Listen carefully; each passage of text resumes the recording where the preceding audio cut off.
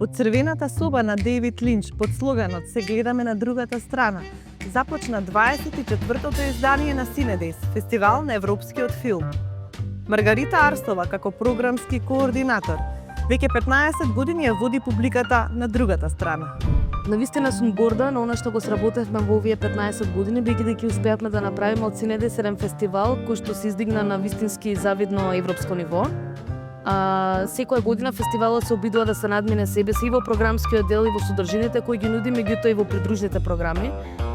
Синедес го работи еден многу специфично посветен тим во текот на целата година и навистина се трудиме да успееме да го донесеме најдоброто од европската кинематографија во Скопје.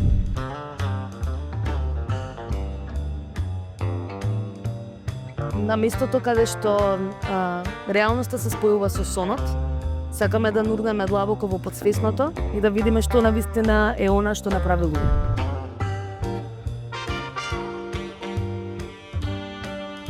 Оваа година фестивалот го посветивме на Дејвид Линч, бидејќи генерално човекот едноставно е визионер, повеќе од режисер, и неговото дејност, неговата работа остави траен белег на светската кинематографија, без разлика тоа што е американски режисер. Главната одлика на неговите филмови е чекањето. Чекањето не само ради чекање, туку чекањето дека нешто конечно ќе се случи. Така и ние во Македонија чекаме нешто конечно да се случи. Чекаме кино, чекаме промени, чекаме Скопје да стане европска престолна на културата и тоа да не биде само 2028 година, туку да биде секој ден.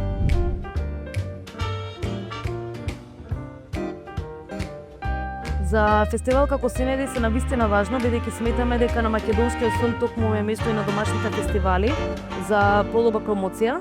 Оваа година сме многу горди што на фестивалот имаме дури 6 македонски копродукции, две од нив ни се во селекција дури за награда, така што ќе имаме навистина една богата палета на македонски филмови кои што ќе ги прикажеме во рамките на фестивалот.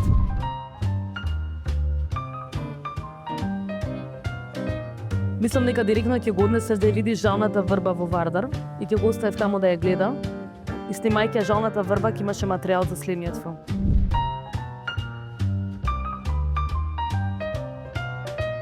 Драголюб Ѓуричиќ е био страшно сугестиван човек со великом енергијом. Mi smo počeli da radimo muzički dokumentarni film. U radu na njemu smo razumeli da imamo u rukama jedan materijal koji je mnogo širi od toga. Da imamo aspekte političke, da imamo aspekte nekih životnih vrednosti. Od toga smo gradili taj efekat lavine u nastojanju da njegovo nasleđe, da napravimo utisak u gledaocu da njegovo nasleđe živi i dalje. Zato što mi to u stvari želimo. Tim filmom da kažemo, da mi želimo da imamo takve ljude među nama i da želimo da ta energija živi u nama u što više ljudi.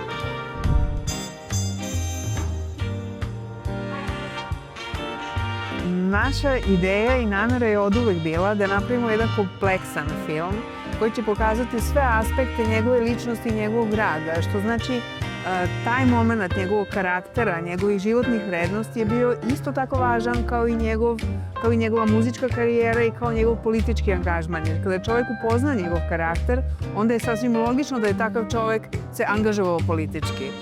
Njegov muzički talent je naravno sve prisutan u filmu, jer sve vreme tokom filma slušamo njegovu muziku, tako da je u stvari namera bila da napravimo jedan balansiran film koji će imati brz ritam i koji će reći ne sve o njemu, zato što teško je reći sve o jednom čoveku, ali prosto napraviti jednu bogatu priču. Tako smo to želeli.